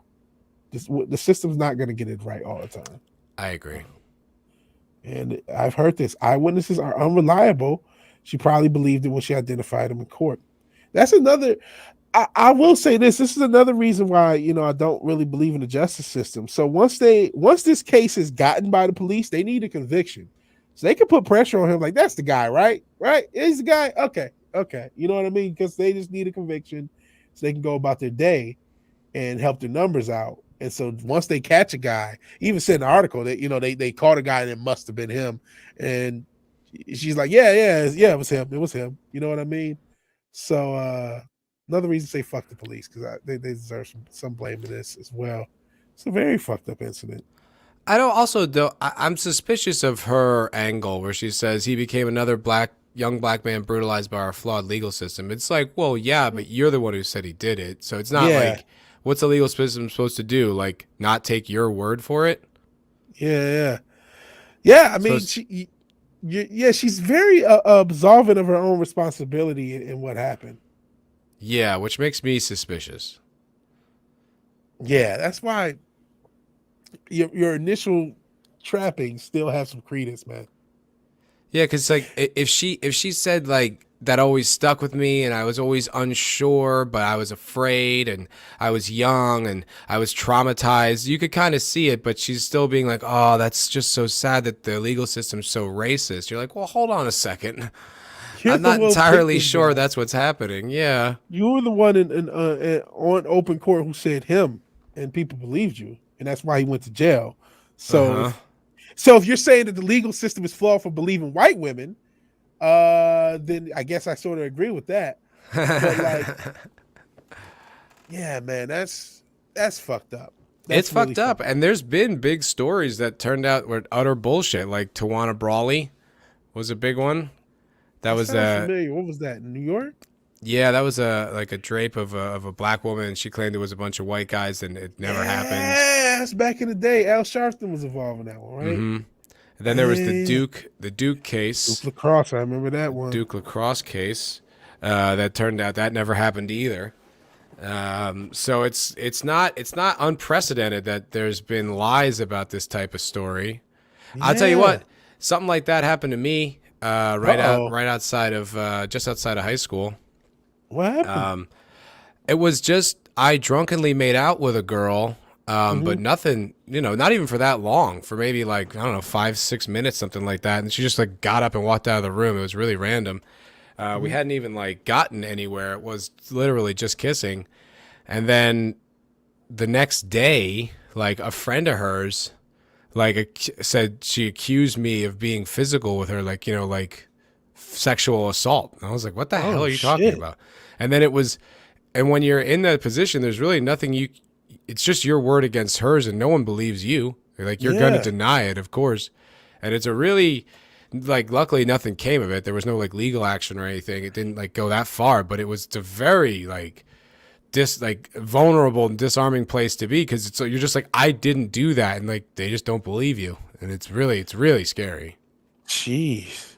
Yeah. Well, I guess we'll keep that in mind if we blow up and there's a Me Too out of nowhere. Like, oh yeah, you actually talked about this one. But like, jeez, man, this is. I'll tell you one thing. I can for say sure. I don't like this, and I'm not gonna call her a B. I want to. I don't like her. It does seem like she's trying to get clout off of this or sympathy off of this. It's like, you're not the one who deserves sympathy. You know what I mean? Somebody went to jail for 16 years because of what you said. So like, and I mean, are you looking for the real killer like OJ? What's going on? What's going on? Yeah, this much time having passed, like 40 years, I could understand, like, not really, but it's because how could you possibly do anything about it? But I don't like her response. Her response makes me suspicious. Yeah, me too. It's like, oh, it's a racist system. It's like the racist system that took you at your word. How is that racist? Yeah. Oh, people are casting aspersions on you.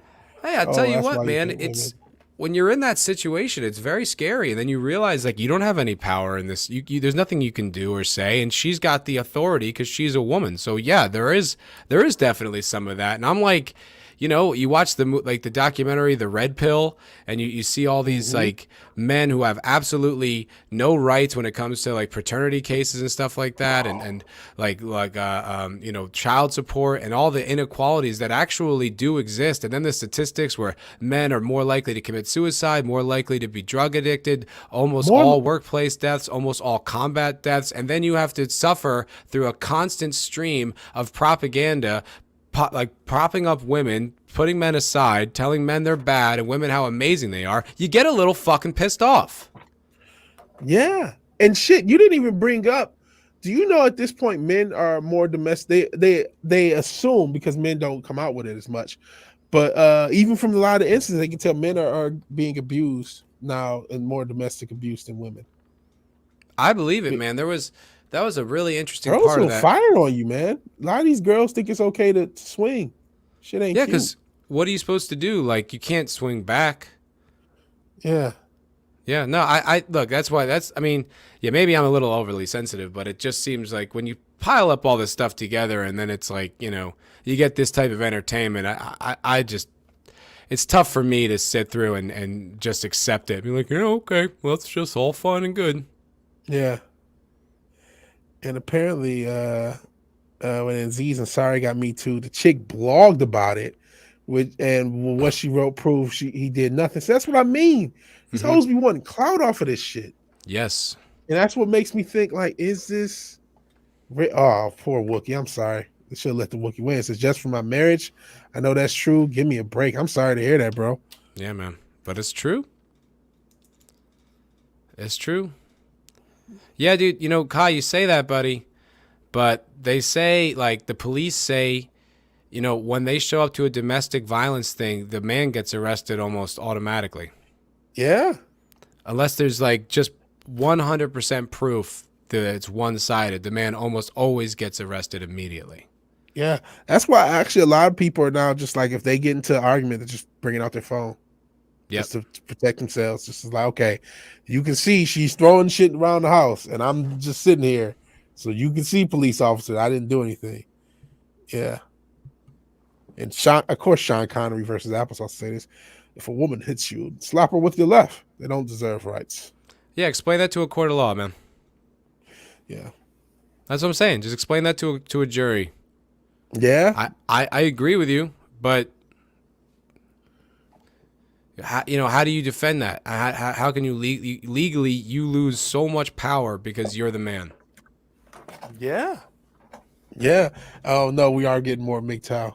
Maybe it is what it is, man. It is what it is. Like I'm not gonna bullshit. It's not more MGTOW. Listen, man, and this is gonna wrap up the show because I get to being a slave. Word. So listen, and this is kind of the theme of the whole show. There's a huge societal push for women do nothing wrong and men are bad. Yep. And that's every element of society. That's why we've had this whole almost 2-hour conversation about Arcane. That's why it's in every part of entertainment, and it's in the legal system. It has been in the legal system since before I was born. To be fair, before probably a lot of us were born. Pat S brings up a good point. Same thing happened to Patrice, and he went to jail for it. Yeah, he did. Mm-hmm. 100% It's a real thing. It's a real thing. And yeah, even Morgan Holloway says it's fucking ridiculous how much women are favored in court from bail to sentencing. If a woman commits the same crime, she's not going to jail. I've seen fucking, the teachers, like a lot of these female teachers fucking students, and they'll go to jail maybe a few months. Some of them don't even go to jail. Most of them don't. Yeah. A lot of them don't. Yeah. Nothing. And it's like, okay, there is no way this could be reverse gendered at all. No way. This would be this. Like some of these girls too are putting up numbers. Hell, even in my old high school, there was one teacher that I thought was fucking one of the students. She was hot too, but those are the ones because they got something wrong with them. Something wrong with them bitches. Well, they say when it comes to legal sentencing, like there's a racial disparity. That's something disparagatory. That's something like 5%.